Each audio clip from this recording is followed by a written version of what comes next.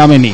সুনামগঞ্জ তাহিরপুর বিশ্বম্ভরপুর সড়কের বেশ কিছু অংশ এখনো পানির নিচে থাকায় ওই সড়কে যান চলাচল বন্ধ রয়েছে। এছাড়া ফেনীর ফুলগাজী ও পরশুরামে মুহুরী নদীর পানি বিপদসীমার নিচ দিয়ে বইছে, ফলে পানি নামতে শুরু করেছে ওই দুই উপজেলার নিম্নাঞ্চল থেকে। কঙ্কর নাগ, এটিএন বাংলা। পোশাক খাত নিয়ে আন্তর্জাতিক ষড়যন্ত্র চলছে বলে মন্তব্য করেছেন শিল্পমন্ত্রী আমির হোসেন আমু। এ খাতে রপ্তানি প্রবৃদ্ধি ঠেকাতে প্রতিযোগী দেশগুলো তৎপর।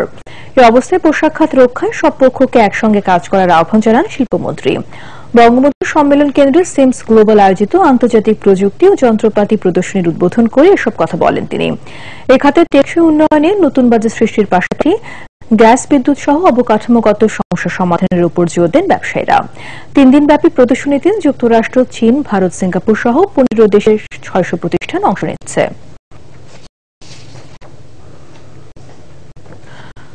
ভূমির উপযুক্ত ব্যবহার নিশ্চিত করতে 2017 সালের জুনের মধ্যে কৃষি, জলাশয় ও শিল্প স্থাপনা অঞ্চল ভিত্তিক করার সিদ্ধান্ত নিয়েছে সরকার। এই সিদ্ধান্ত বাস্তবায়নে একটি টাস্কফোর্স গঠন করা হবে। সচিবালয়ে ভূমি ব্যবহার বাস্তবায়ন বিষয়ক আন্তঃমন্ত্রণালয় কমিটির 3য় সভা শেষে ভূমিমন্ত্রী শামসুর রহমান শরীফ ও প্রতিমন্ত্রী সাইফুজ্জামান চৌধুরী এসব কথা জানিয়েছেন। তারা জানান, ভূমির সঠিক ব্যবহার নিশ্চিত করতে সরকার একটি আইনের খসড়া প্রায় চূড়ান্ত করেছে। এতে জনকল্যাণ ও পরিবেশের ভারসাম্য বিবেচনায় রেখে অঞ্চল ভিত্তিক ভূমির ব্যবহার নিশ্চিত করা হবে। ছাদ থেকে বৃষ্টির পানি সংগ্রহ করে ভবনের ওয়াটার রিজার্ভার ভরাট করে এবং রাজধানীর ভূগর্ভস্থ পানি ও গভীর নলকূপগুলো পর্যবেক্ষণের জন্য ইনস্টিটিউট অফ ওয়াটার মডেলিং এর সাথে চুক্তি করেছে ঢাকা ওয়াসা। রাজধানীর একটি হোটেলে এই চুক্তি সই হয়। ঢাকা ওয়াসার ব্যবস্থাপনা পরিচালক তাসকিন এ খান, ইনস্টিটিউট অফ ওয়াটার মডেলিং এর নির্বাহী পরিচালক এম মনোয়ার হোসেন, পানি বিশেষজ্ঞ প্রকৌশলী ফিরোজ আহমেদ এ সময় অন্যান্যের মধ্যে বক্তব্য রাখেন।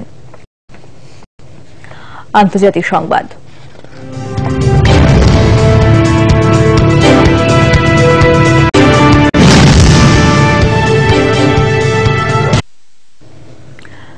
বিচ্ছিন্ন সহিংসতার মধ্য দিয়ে শেষ হল শ্রমিকদের ভারত বন্ধ কর্মসূচি।